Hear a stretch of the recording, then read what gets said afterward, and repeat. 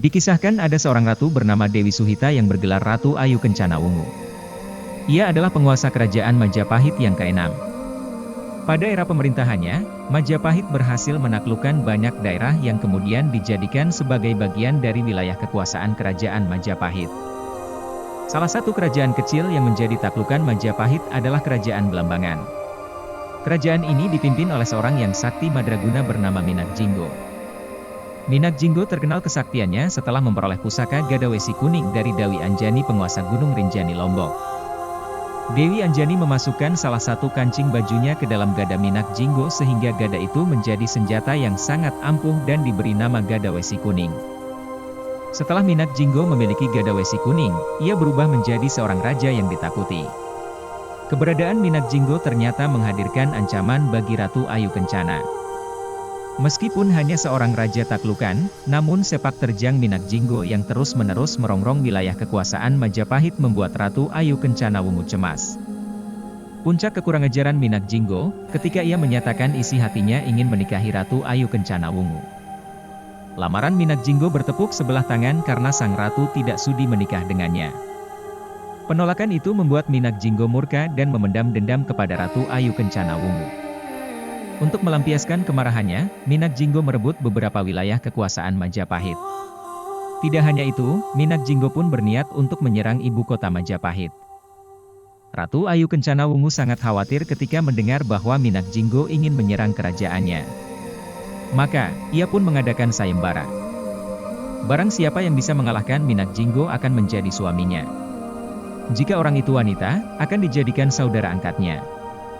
Puluhan pemuda turut serta dalam sayembara tersebut, namun tidak ada satupun yang berhasil mengungguli kesaktian Minak Jinggo. Kekejaman Minak Jinggo semakin menjadi. Ia menjadi raja yang memerintah dengan kekerasan, pemurka, penindas, dan menghukum rakyat dengan semena-mena jika keinginannya tidak dituruti. Para panglima perang kerajaan Majapahit ditantangnya. Bahkan, ia sesumbar.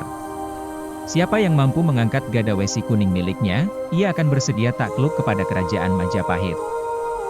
Dikisahkan, di istana kerajaan Majapahit hidup seorang abdi dalam bernama Damar Wulan.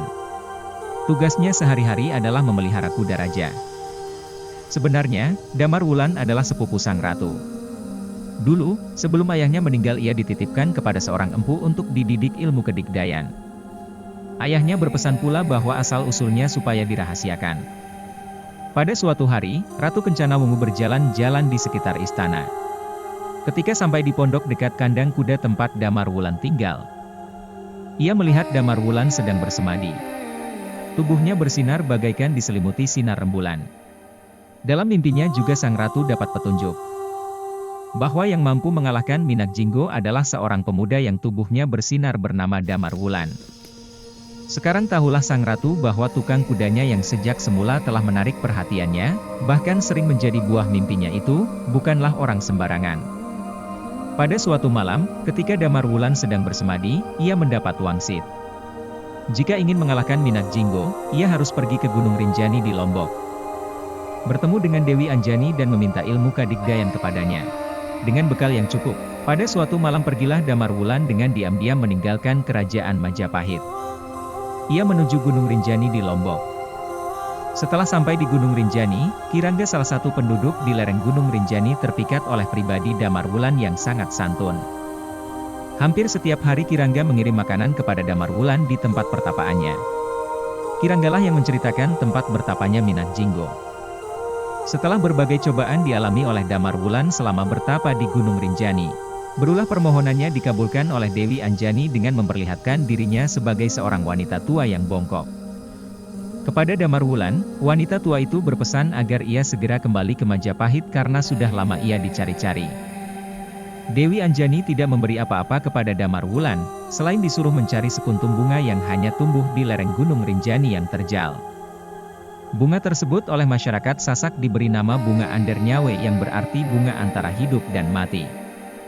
Disebut demikian arena untuk memperolehnya diperlukan perjuangan yang luar biasa. Bunga ini juga mempunyai khasiat yang luar biasa untuk menyembuhkan orang sakit. Damar Wulan dipesan untuk meletakkan bunga itu di tengah-tengah taman milik Minak Jinggo. Andernawe termasuk bunga yang tahan lama. tidak akan kering walaupun berbulan-bulan. Damar Wulan harus bersembunyi menunggu Ander Nyawe itu.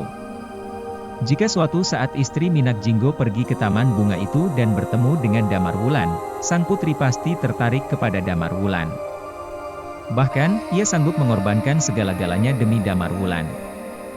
Jika ia telah tertarik kepadamu anak muda, katakanlah bahwa kamu tidak akan mungkin memperistrikannya milik Minak Jinggo.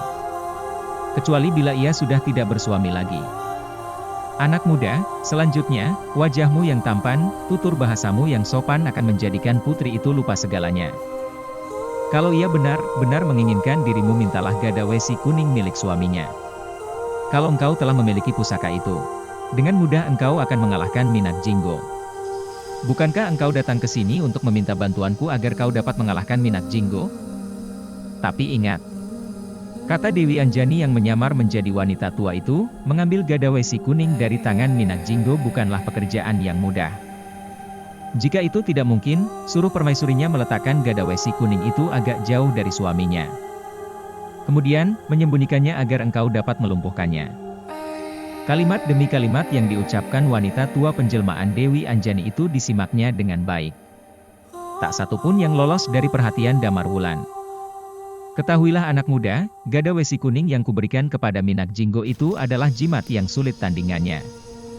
Jika aku memberimu yang sejenis dengan senjata itu, berarti aku mengadu diriku sendiri. Aku sebenarnya tidak bermaksud memberikan pusakaku kepada orang yang angkara murka seperti Minak Jinggo. Aku menyuruh menggunakannya untuk kebajikan. Oleh karena itu, aku sangat kecewa dengan tingkah Minak Jinggo setelah menerima gada wesi kuning dariku. Sambung wanita penjelmaan Dewi Anjani itu. Masih ada satu syarat yang harus kau penuhi, sebelum kembang Ander Nyawe saya serahkan kepadamu, sabda sang Dewi. Apapun persyaratannya akan hamba junjung tinggi, kata Damar Wulan. Tidak ada yang berat, yang kuminta adalah kejujuran dan kesetiaan. Hamba tetap akan junjung tinggi, sang Dewi. Ingatlah, jika hewan yang dikekang adalah talinya maka pada manusia yang dikekang adalah nafsunya dan bicaranya. Tumpahlah air mata Damar Wulan mendengar wejangan sang Dewi. Seketika itu, muncullah wajah ayah bundanya yang telah tiada. Dewi Anjani bertanya, mengapa engkau menangis? Tak pantas orang laki-laki menangis. Hamba teringat akan nasihat orang tua hamba yang telah tiada. Nasihat beliau sama seperti apa yang sang Dewi katakan. Baiklah, cukup sudah untuk bekalmu pulang ke Majapahit. Kelak akan tahu siapa dirimu. Esok pagi bersihkan dirimu di hulu Kokok Kalak, Sungai Kalak. Mandilah pada hulunya yang panas. Bila engkau selesai mandi, akan kuletakkan kembang Ander Nyawe untukmu. Bawa pulang, simpan baik-baik. Menghadaplah kepada ratumu. Sekarang ia sedang sakit memikirkan dirimu. Keesokan harinya, Damar Wulan pergi mandi seperti yang diperintahkan sang Dewi. Ia mendaki batu yang besar dan tingginya melebihi ukuran batu-batu yang lain. Di atasnya, ia menjumpai sekuntum bunga. Bunga itulah yang disebut kembang Ander Nyawe. Digenggamnya kembang itu kemudian diciumnya, sambil berucap, "Terima kasih sang Dewi." Sambil melangkah penuh haru, ditatapnya satu persatu tempat yang pernah dihuninya. Kemudian, ia bergegas pulang. Setibanya di istana, Damar Wulan segera bersimpuh di hadapan sang ratu. "Ada apakah gerangan Gusti Ratu mencari-cari hamba?" "Wahai anak muda, Majapahit tengah menghadapi serangan dari kerajaan Belambangan, Minak Jinggo. Menurut Dewata, hanya engkaulah yang mampu mengalahkan Minak Jinggo yang sakti mandraguna itu. Aku perintahkan engkau untuk melenyapkan si raja sombong itu. Jika berhasil, penggalah kepalanya lalu bawa kemari sebagai bukti," kata Ratu Ayu Kencana Wungu. "Baik, hamba laksanakan Gusti Ratu," kata Damar Wulan. Sri Ratu Kencana Wungu mengirimkan ksatria yang sangat sakti dan tampan untuk bertemu Minak Jinggo. Bisik orang-orang yang melihat Damar Wulan melangkah melewati gerbang kerajaan. Berita itu langsung tersebar ke seluruh penjuru Belambangan dan akhirnya sampai ke telinga Minak Jinggo. Damar Wulan pun meletakkan bunga Ander Nyawe di tengah-tengah taman milik Minak Jinggo seperti yang dipesankan oleh Dewi Anjani. Kemudian ia menghadap Minak Jingga dan menyampaikan tantangannya untuk perang tanding. Tanding bawanmu? Apa Ratu Kencana Wungu tidak salah kirim orang?" Minak Jingga meremehkan Damar Wulan yang sangat tampan tetapi badannya tidak sekekar dirinya. Kemudian mereka menuju alun-alun di tengah kota. "Akulah utusan Ratu Kencana Wungu yang datang untuk membunuhmu," tantang Damar Wulan dengan gagah berani. "Aku terima tantanganmu, dan jangan menyesal melawanku ya." Dengan senjata andalannya yaitu gada wesi kuning, Minak Jingga langsung memukul Damar Wulan yang tidak bersenjata. Sungguh sangat menyedihkan, Damar Wulan seketika jatuh tersungkur tidak sadarkan diri lagi diiringi ejekan dan tawa Minak Jingga yang menggema. Melihat kejadian itu Wahita dan Puyengan yaitu dua selir Minak Jingga memohon belas kasihan. "Maaf tuanku. Pertempuran yang baru saja berlangsung sungguh tidak seimbang. Tuanku terlalu kuat dan bukan lawan yang sebanding dengannya. Mohon ampuni dia," kata mereka sambil bersimpuh di hadapan Minak Jingga yang sudah siap mengayunkan senjatanya lagi. Kedua selir itu terus memohon agar Damar Wulan jangan dibunuh. Mendengar permohonan kedua selirnya, Minak Jingga pun meninggalkan Damar Wulan yang masih terkapar tak berdaya. Wahita dan Puyengan segera menolong dan menyadarkan Damar Wulan. Ternyata kedua selir itu juga berharap Damar Wulan akan mampu mengalahkan Minak Jinggo. Keduanya menceritakan bahwa mereka sangat tersiksa menjadi selir Minak Jingga yang bengis itu. "Tapi, bagaimana aku bisa mengalahkan dan membunuhnya? Segala kemampuanku ternyata sia-sia," tanya Damar Wulan kepada kedua wanita itu. Wahita dan Puyengan membeberkan rahasia bahwa Minak Jinggo hanya bisa mati dengan cara dibunuh menggunakan pusaka andalannya sendiri yaitu gada wesi kuning. Keduanya berjanji akan membantu mencuri pusaka itu. Setelah mengalahkan Damar Wulan maka Minak Jinggo mengadakan pesta pora. Lamakan dan minum sepuas-puasnya sampai akhirnya ia mengantuk dan langsung tertidur pulas. "Hur, hur, gerererka." Suara dengkur Minak Jingga terdengar menggelegar tiada henti. Diam-diam Wahita dan Puyengan segera menyusup untuk mencuri gada wesi kuning yang ada di samping Minak Jinggo. Begitu pulasnya ia tidur sampai ia tidak menyadari kehadiran kedua selirnya. Akhirnya mereka berhasil mendapatkan gada wesi kuning lalu secepatnya menyerahkannya kepada Damar Wulan. Damar Wulan yang sudah mulai pulih kekuatannya, menyerukan tantangan lagi kepada Minak Jingga. Wahita dan Puyengan segera membangunkan Minak Jinggo. La tergagap menghadapi tantangan itu dan langsung meninju Damar Wulan sekuat tenaga. Damar Wulan pun jatuh terkapar di tanah. Namun kemudian ia mampu bangun dan berdiri tegak lagi berkat gada wesi kuning di tangannya. Minak Jinggo terkejut melihat Damar Wulan menenteng senjata gada wesi kuning miliknya. Tidak menunggu lama Damar Wulan segera menyerang Minak Jinggo menggunakan gada wesi kuningnya.